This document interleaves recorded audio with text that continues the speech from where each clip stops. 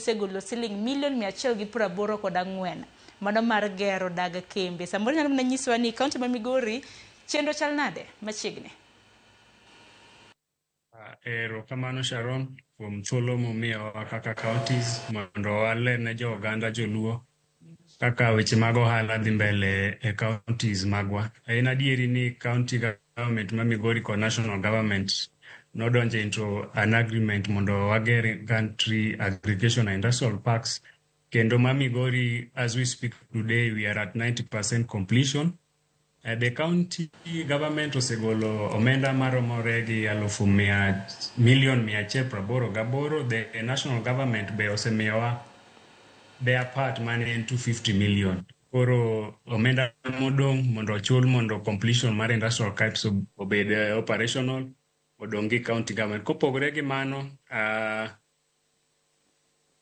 wan kaka county wase prioritize value chains mang'eny mondo wakete industrial park marwa kaka county ma Migori, nikech counties ka county nigi ohala magitimo kendo magidhie maber. Achiel kuom value chains ma wan godo kaka Migori county ma wadwa keto industrial park marwa, because facilities ma tiere industrial park kanyo nitie nyaka cold rooms ma nyakonyowa mondo wa preserve godo rech. Kaka one of the areas ma wan godo gi interest en fish processing, nikech king'eyo industrial park wan Nyatike, to Nyatike nie Lake Victoria nie Nyatike sub county, so we are looking at fish processing mondo rechwa ma nam obi Nairobi kono ka en finished product.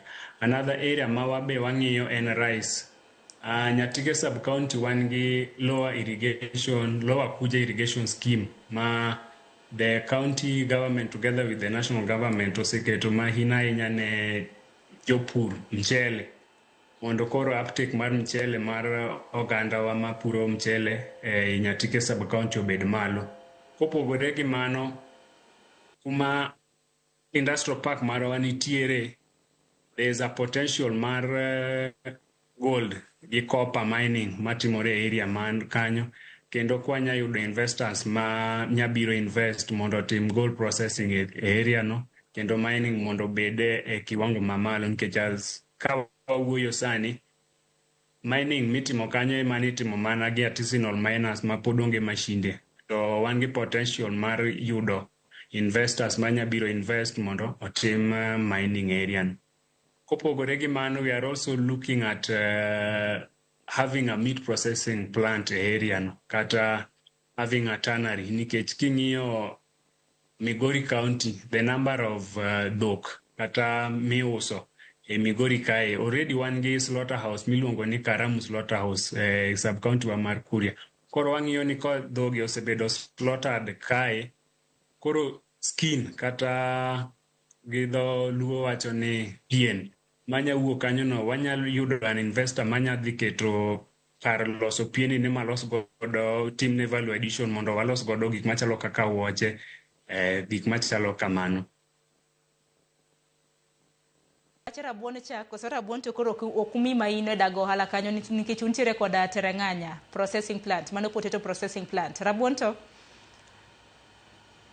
Rabuon wan gi factory in Kuria West iluongo ni Getonganya processing plant.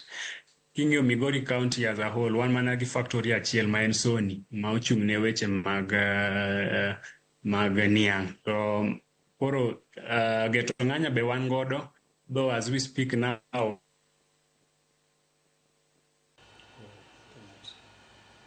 Nyakorongo jong musa hinya kanyo ne Victor. Aneno ka kapo nono ni gocho ne Victor we mar mondo mwalos kode nikech nyalo bedo notiyo koda simu mano mar ong'we yamo. E kaunti ma Kisumu, Elizabeth samoro nyalo bedo kinyiso ni kaunti mano ma Victor oduogo. Mana Victor mano ma piyo piyo ka idhi mbele gi twak ma bende ni wacho.